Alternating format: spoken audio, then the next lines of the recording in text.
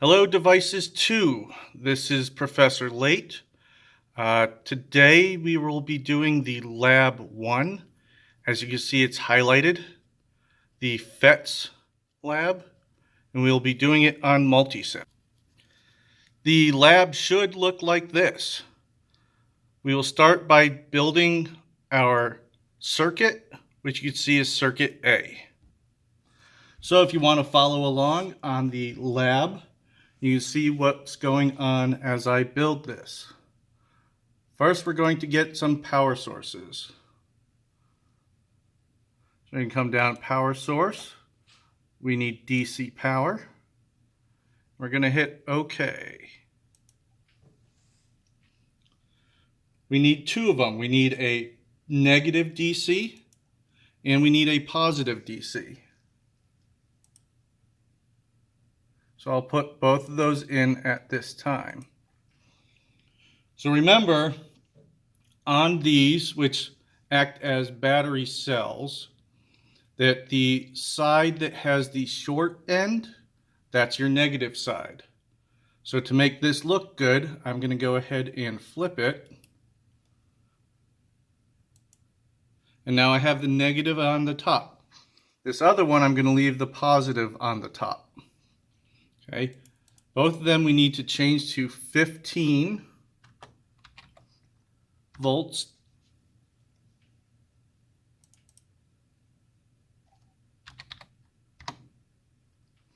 Okay. And they both need a ground.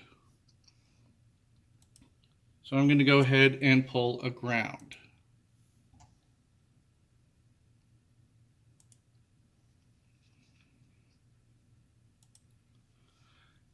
I'm going to close this, and then remember with multisim it does have the copy and paste function, so I'm going to Control C, copy it, and then paste, which lets me put that elsewhere.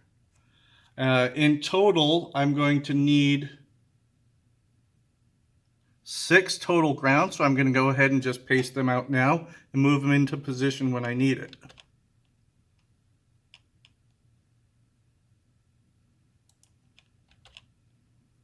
Just spacing them out evenly.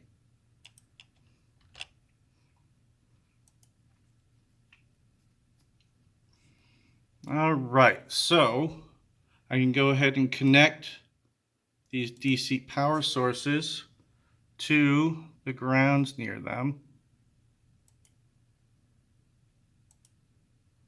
And can just move that over, make it look nice. Next up, I need some variable resistors, also known as potentiometers.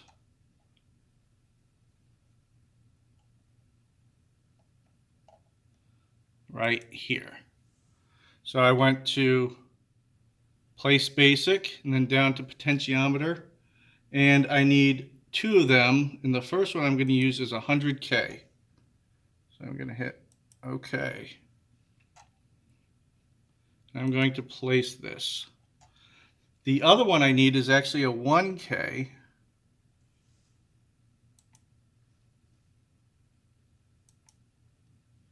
And so I'm going to place that. To make this circuit look right and function properly, I'm going to go ahead and flip this horizontally. And I'm also going to flip it vertically. Okay, and you can see that changes the direction of this arrow. That way it tells us how much percent of the resistor is being used, since we're going to be coming in from the top on both of these. So we're going to place that in position there. And then on this other one, I'm just going to have to flip it vertically. Okay. Now both of these come directly in from our voltage sources, are negative on this side.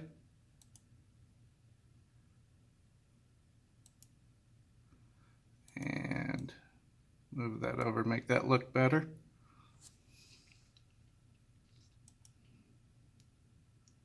Same goes for this one. And just give me some room in there. Okay, the other side of the resistor we're going to put to ground. And that's for both of them.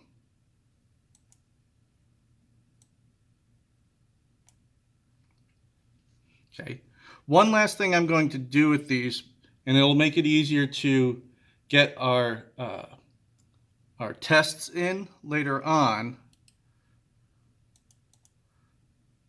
I'm going to change the increment. So right now it's set to each increment is 5%, and that's really going to jump it past where we need it to be.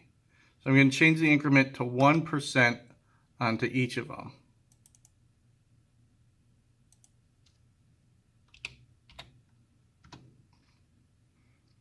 Okay, so next up we're going to need some standard resistors. So come down here, place basic, go to resistor. We're going to need a couple of 1K ohm resistors, and so that's already set up. So going to place this, and just to make it in line with what the diagram is showing, I'm going to go ahead and turn this 90 degrees. Copy and paste it. And there we are. There's that second one.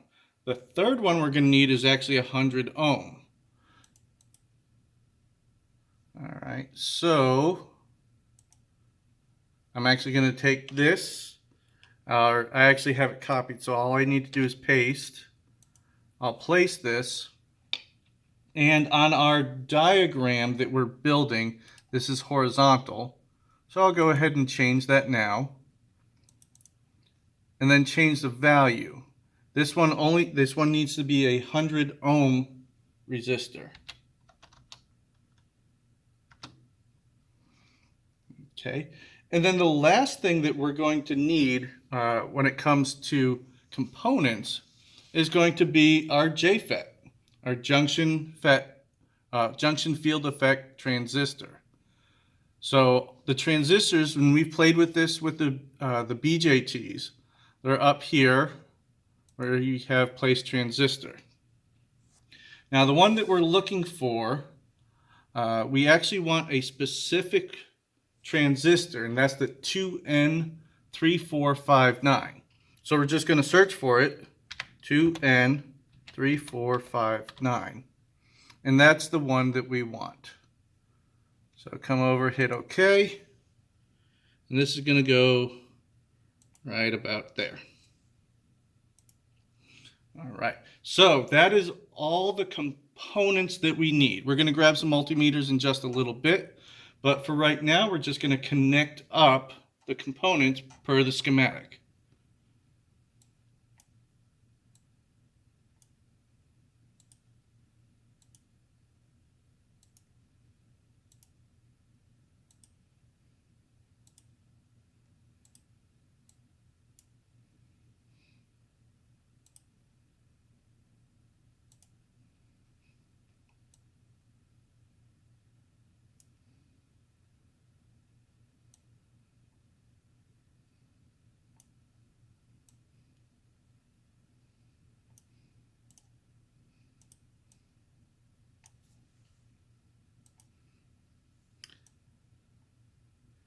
And as you can see, working around this little contraption I'm using to video this is not the easiest, but we'll get there.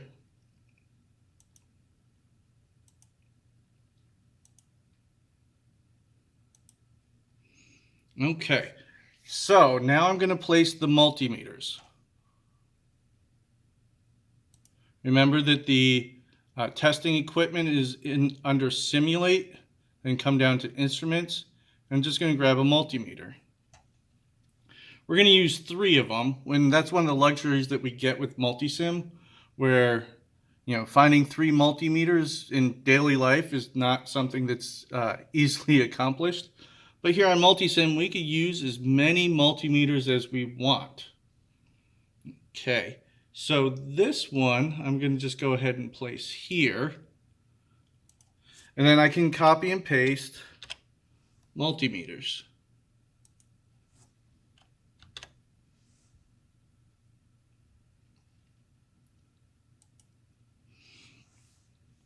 All right, so the first one I'm going to deal with is this first one that we placed. Okay, and that is our voltage difference between our gain and our source. Okay, remember that our gain, or sorry, not gain, gate and our source. So our gate is this leg right here. So I'm going to want to go ahead and put the positive lead to the gate. And then our negative, and you'll see what's going to happen here in just a little bit. Our negative, I'm going to put to ground. Because our source, we're going to run through a multimeter because we're going to be testing it for current. And if you remember from circuits 1, to get current in a multimeter, you have to run it through the multimeter. Okay, but since this is connected, this first multimeter is connected to ground, that means it's also connected to this source, because the source just goes through to ground. And then our last multimeter is going to be the voltage differential between the drain and the source. So we're going to place the positive from our multimeter to the drain, and then the negative we can just put to ground.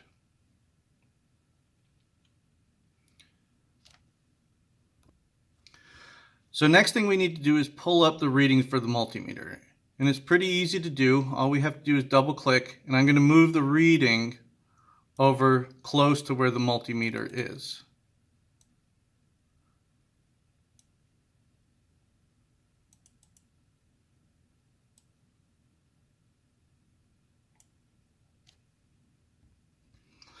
So I went ahead and labeled what each multimeter is reading, and then I got to remember that since I'm measuring current on the center multimeter, I got to change it over to amps.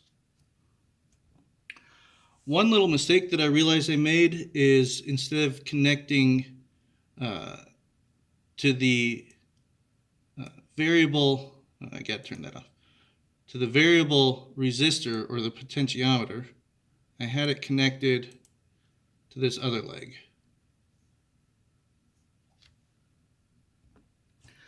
Now that the circuit is built, we're going to continue on and do our measurements.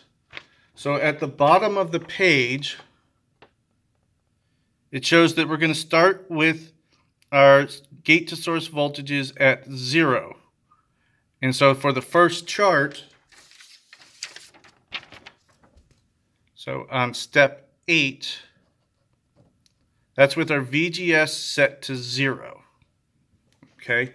On the multisim, we can't actually get it to 0. But our VGS,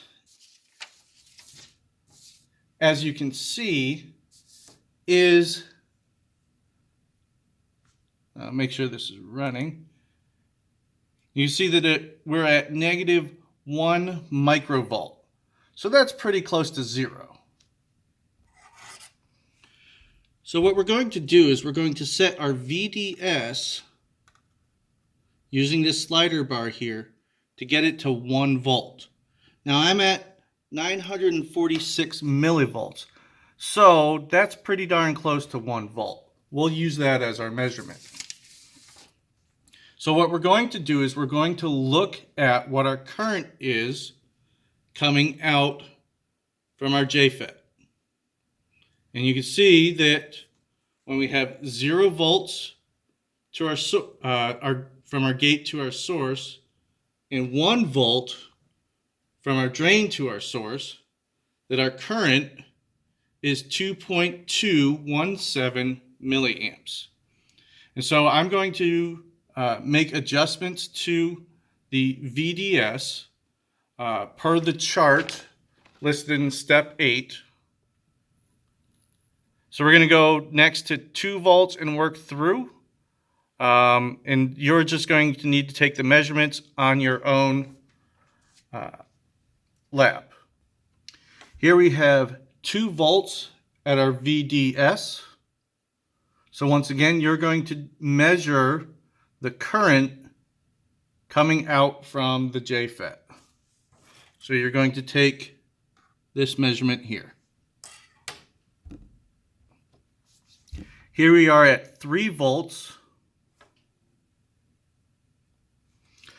This is our reading when we have 4 volts at our VDS.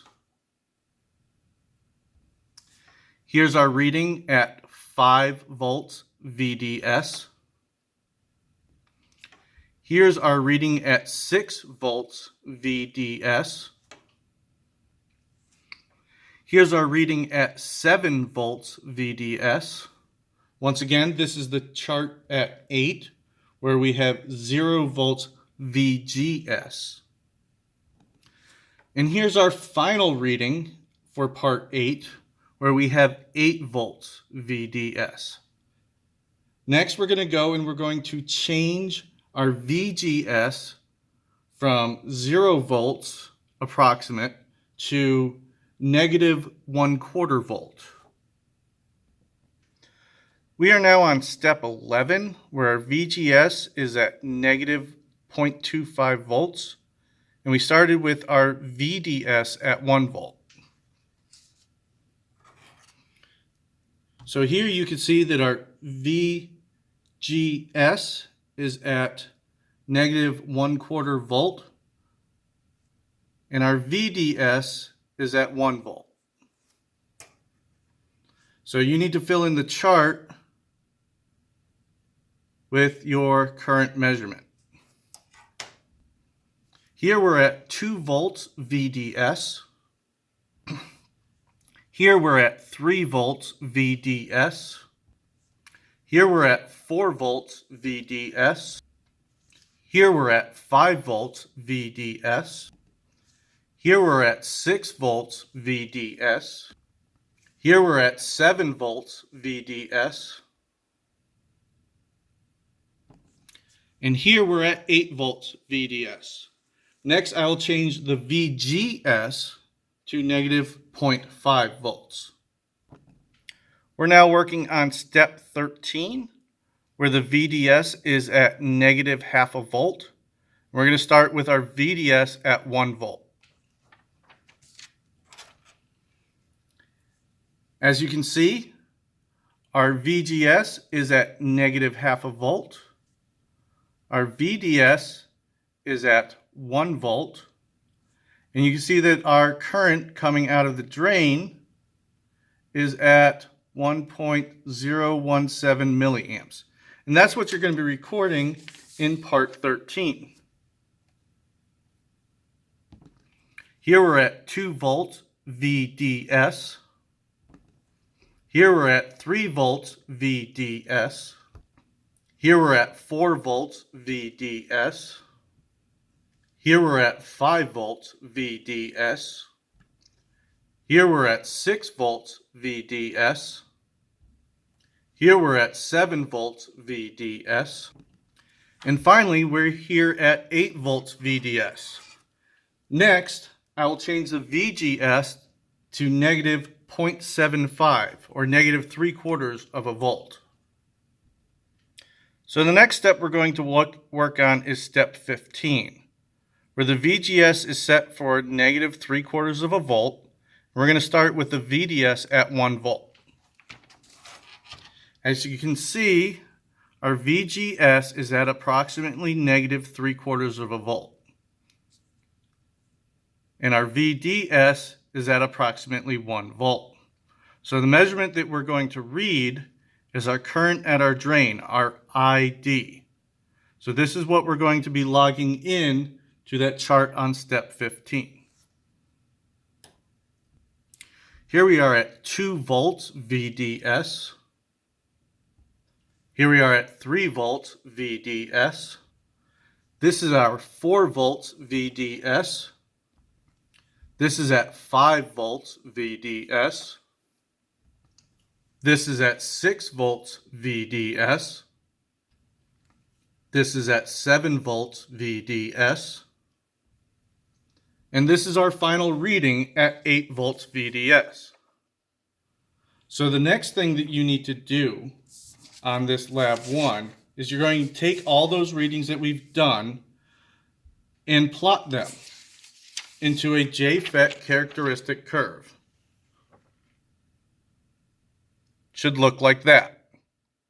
However, you're going to use the measurements that we just gained through this lab to to produce your own JFET characteristic curve.